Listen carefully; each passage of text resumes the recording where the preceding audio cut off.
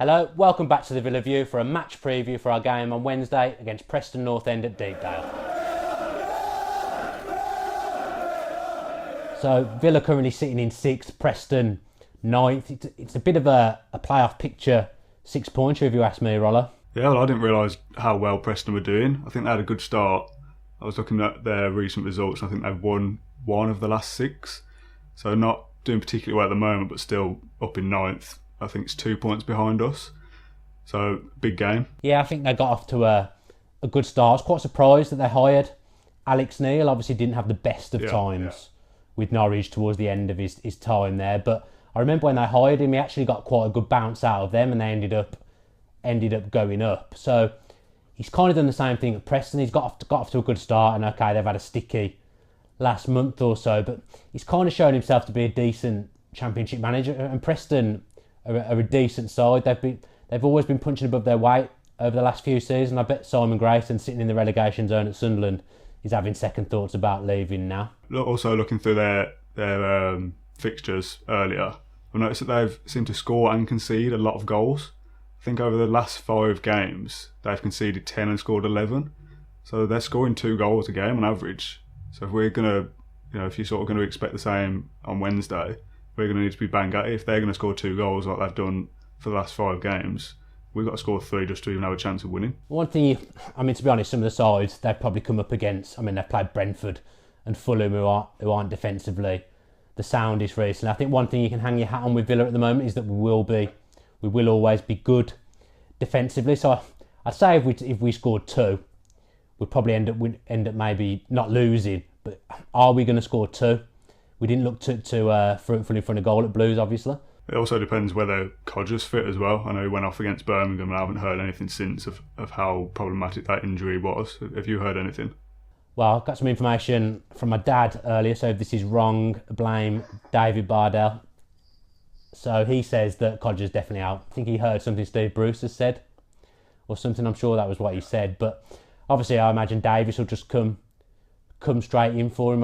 I would have thought, and he looked pretty lively when he came on, which maybe points to the fact he'll be better as an impact player. But I think he'll be someone we'll need against Preston to hold the ball up. I felt we did kind of miss that against Birmingham in the end. Well, Davis obviously holds the ball up very well. I think he scored 2 so far this season? Yeah, he's not prolific, but I just think it's what he does for everyone else. I think if he plays most games, he'll probably get around 9 or 10 goals. All told through the season, but I think he helps people like Horahan get further forward by holding onto the ball. He gives Snodgrass someone to use his delivery too as well. And Codger, it's been difficult with Codger because I think he prefers playing on his own. So although the results were better with Codger and Davis up front, you could argue, I don't think it suits Codger, but Davis played on his own against Norwich and was very, very good. So hopefully we'll see a similar performance to that. Discounting your dad's information on Codger, if he was fit, would you play Codger on his own up front or would you want Codger and Davis together?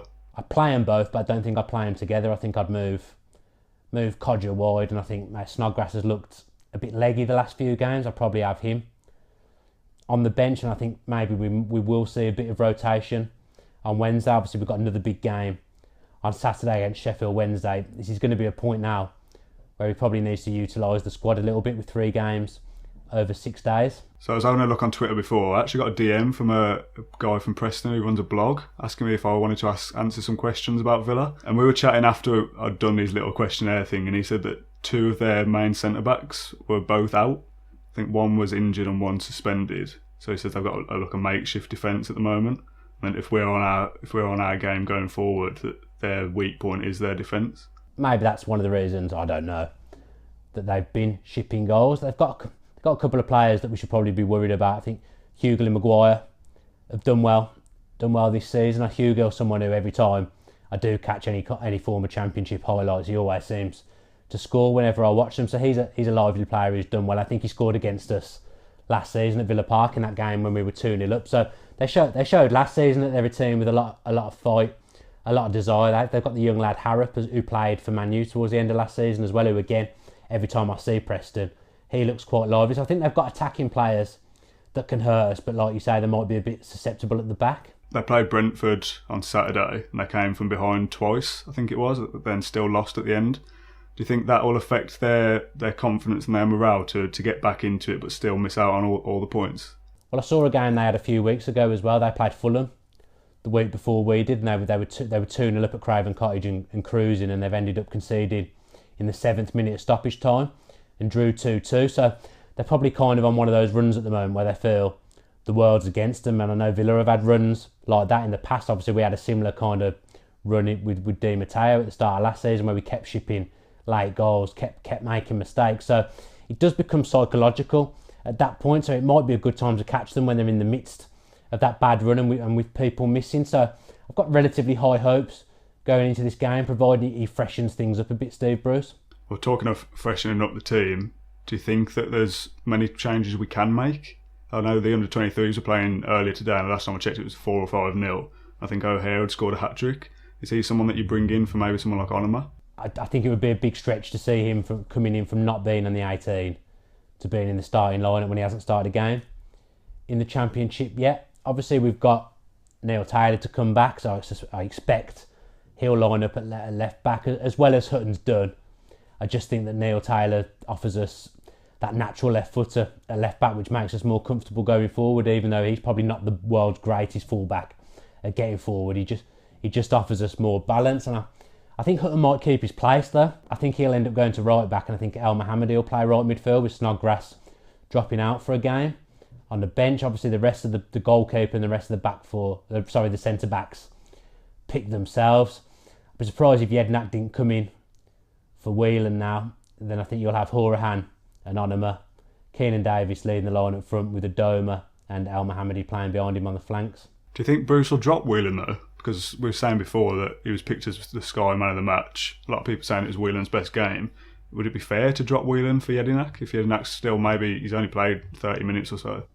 I think when you're playing 3 games in 6 days, I don't think Whelan can play 3 games in 6 days. And to be fair, he's had lumps kicked out of him and elbowed out of him in that last game, so he's a bit patched up. I saw his wife saying something on Twitter about how battered and bruised he is, so I'll be surprised to see him start on Wednesday, especially when the game against Sheffield Wednesday on Saturday, again another team that's not on the best of form. I think playing at home to Villa Park, I think that game probably suits him more.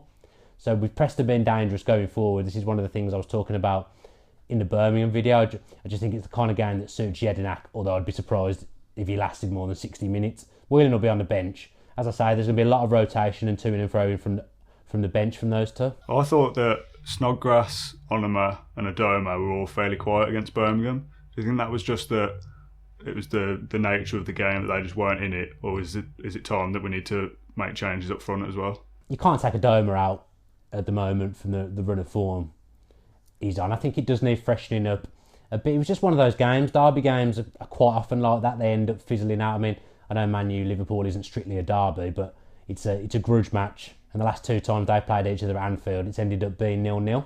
So I just think games like that sometimes go that way, and that's what's happened on Sunday. You wouldn't take Adoma out. Onoma was fantastic the game before. I don't think I'd take him out either, but I was a bit disappointed with our bench on Sunday. That'd be one criticism that I had. I thought the fact that we had to bring Hogan on to play left midfield towards the end of the game, which is just another blot in his copybook and just another thing ticked off that he doesn't want to do, Hogan, because he's never a left midfielder. I'd have liked to have seen Grealish or O'Hare on the bench on Sunday, and I think when Codger went off injured, one of those would have been ideal coming on for him, especially maybe Grealish from the left. So I'd like to see Grealish or O'Hare on the bench for this game. So then, Dan, let's have your prediction for Wednesday. What are you thinking? I'm going to go 2-2 with Hugill scoring the first goal of the game for Preston. Obviously, they're going to concede goals, but they're quite potent going forward. So I'm just going to go 2-2 and hope that I'm wrong, because I usually am. What about you? Oh, talking of being wrong, I said 3-1 for the Birmingham game last week. My fan score record is absolutely ridiculous, so probably don't pay any attention to the next sort of 20 seconds, but I'm going to go 2-1 Villa with Davis to score both. Good shout. I'll go for Villa goal scorers. I'll go for Horahan and John Terra. So that's it for today's match preview. Don't forget to check out our Blues review if you haven't checked out that said video yet. Thanks for all the support you're giving the channel. If you could give this video a cheeky little like, and I'll never use that phrase again, that would be absolutely brilliant. And comment below with your predictions for the Preston game on Wednesday. Stick with the channel, stick with the Villa of the Villa. If you enjoyed that video, why not watch another? Click the video choices on screen now to go and watch them in full. Be sure to subscribe to the channel by clicking our logo there on the left. Easy peasy.